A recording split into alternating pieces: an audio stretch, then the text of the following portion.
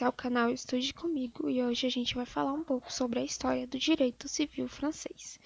É uma história muito longa, então vamos só marcar alguns pequenos pontos que são de relevância extrema para entender a história do direito civil francês. E essa pesquisa se baseou em algumas obras, como por exemplo a obra Livre du Centenaire, que foi escrito por Jean-Louis, que é uma obra sobre o Código Civil de 1804, que é o Código Civil Napoleônico, né?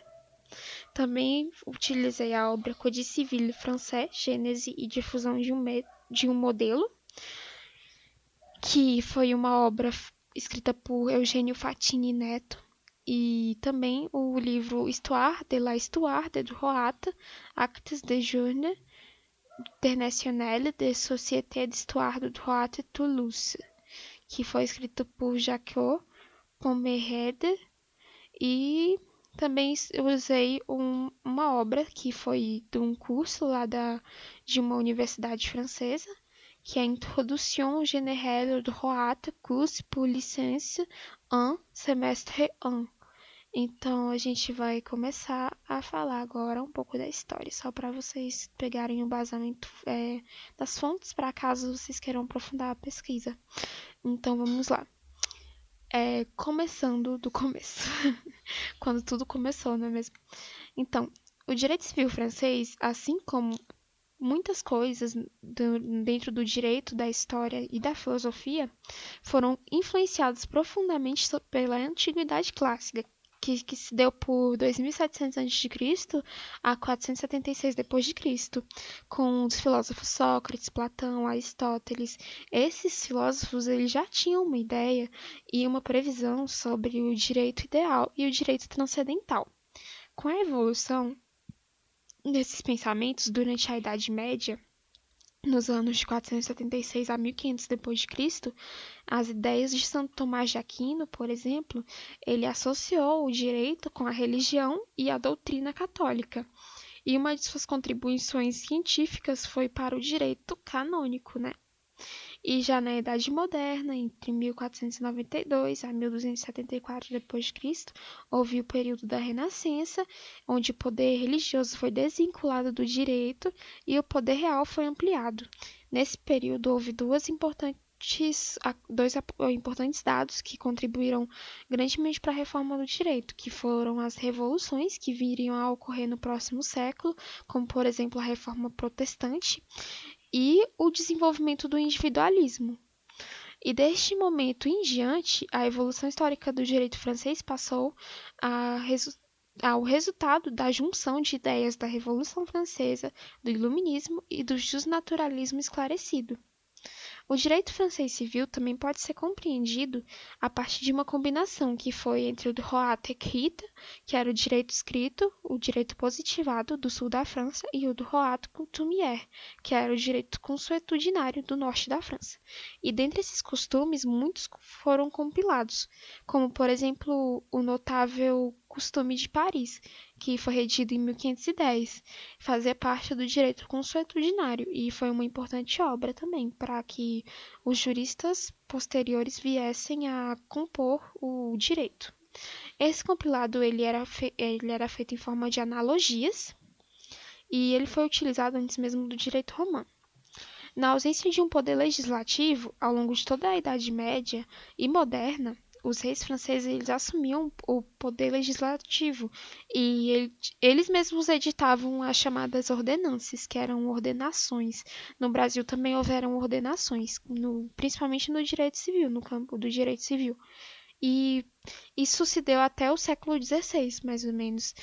E essas ordenações disciplinavam substancialmente aspectos do sistema feudal, questões procedimentais ou administrativas, como, por exemplo, durante o reinado do rei Luís XIV, conhecido como o Rei Sol, ele foi orientado pelo chanceler Colbert, que editou a Ordenança do Comércio, que foi publicada em 1673, E também houve o Code de la Marine, que era um código sobre a marinha, que foi publicado em 1681. Essas obras regulamentavam o comércio tanto terrestre quanto marítimo e foram inspiração para que posteriormente se dividisse o direito civil do direito comercial.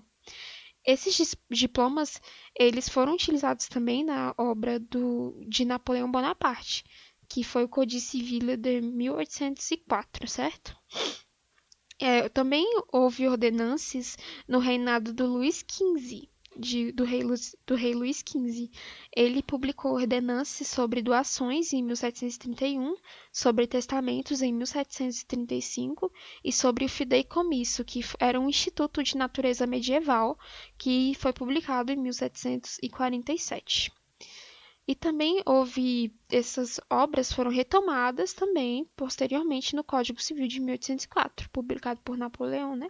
E faziam parte desse direito a doutrina, que foi nos séculos 17 e 18 possível encontrar os primeiros juristas que influenciaram a parte substancial do direito privado francês, como, por exemplo, Domètre, que escreveu a importante obra denominada Les lois civiles dans l'ordre naturel, significa as leis naturais em sua ordem natural, as leis civis em sua ordem natural, perdão, e foi publicado em 1689, onde sistematizava o direito romano às ideias justnaturalistas, especialmente no que se referia à responsabilidade civil e à responsabilidade civil subjetiva.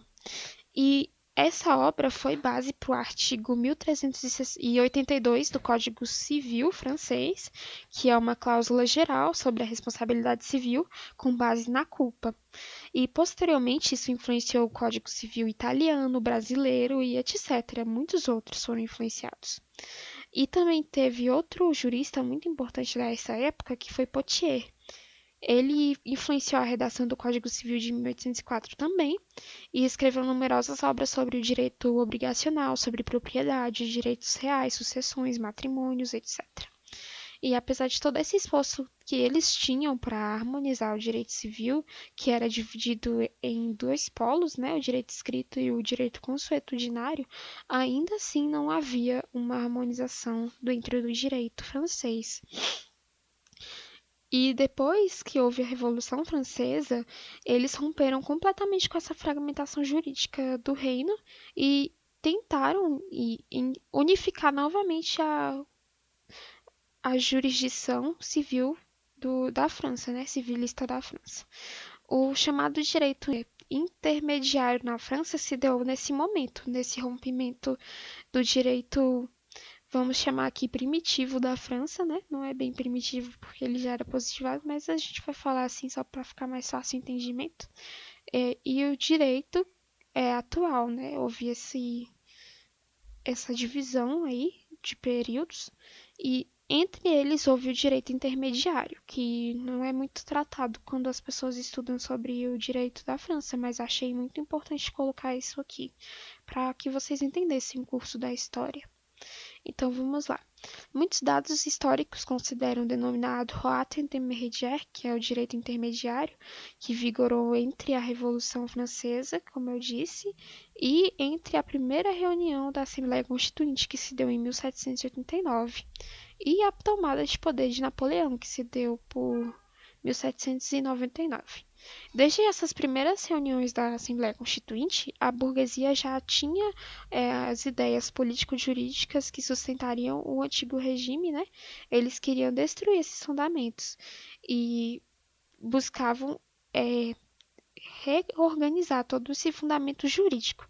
Nesse momento já tinha a ideia de que era possível modificar a sociedade por meio de leis e as próprias pessoas que compunham a sociedade, como por exemplo, de forma radical ao longo dos anos seguintes, né, eles praticamente aboliram todas as instituições existentes até entre o rei, a aristocracia, clero, poder judiciário, antiga divisão territorial em províncias, regime fundiário feudal e até mesmo o sistema jurídico ou o sistema feudal. Eles buscaram a eliminação do próprio direito, como eles, por exemplo, eles fecharam as faculdades de direito que haviam na França, né? E tudo isso foi substituído por novas ideias que vinculavam-se ao iluminismo, com autores como Diderot, Voltaire e Rousseau, que já vinham com um planejamento político mais detalhado e pensavam também no contrato social e outras pautas que são de extrema importância para o direito.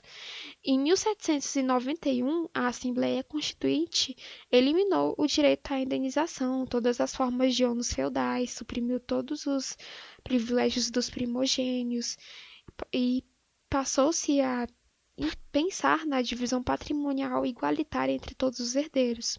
Também houve a destruição de qualquer diferença jurídica derivada do sexo ou da idade. E o matrimônio passou a ser considerado um simples contrato, né? Que poderia ser desfeito com um acordo entre as partes. Os filhos bastardos começaram a ser reconhecidos, desde que equiparados aos filhos legítimos, e um dos ideais que os revolucionários almejavam mais dentro dessa reformulação do direito francês foi a unificação do direito privado francês, que necessitou de publicação de novas leis que o povo pudesse compreender. E isso foi incorporado à Constituição de 1791, que já previa o Código Civil e previa que seria comum a todo o reino, como descrito na frase do Código, da Constituição, perdão. Il sera fait un code de loi civile commune à tout le royaume. Significa que o Código Civil ele deveria ter leis comuns a todo o reino. Não deveria ter diferenciação de pessoa para pessoa dentro do reino e todos deveriam ter um conhecimento pleno da efetividade daquela lei. E em 1793, o jurista Cambaceres ele apresentou o primeiro projeto de Código Civil, contendo 697 artigos. Porém, esse foi rejeitado porque falaram que ele era um código muito grande e muito confuso para que as pessoas pudessem entender, né? Ele foi encurtado para 297 artigos e foi considerado lacônico. E em 1796, houve um terceiro projeto que também foi apresentado por esse jurista, Cambaceres. Perdão se eu estiver pronunciando errado, gente. Esse foi com 1.104 artigos, porém, quando estava vendo sua análise, Napoleão Bonaparte tomou o poder e pelo golpe de 18 Brumário, né, em 1799. E aí a gente começa uma outra fase do direito civil francês, que é a fase mais importante, essa que a gente costuma estudar nas faculdades de direito, na matéria de introdução à história do direito, introdução aos fundamentos históricos do direito.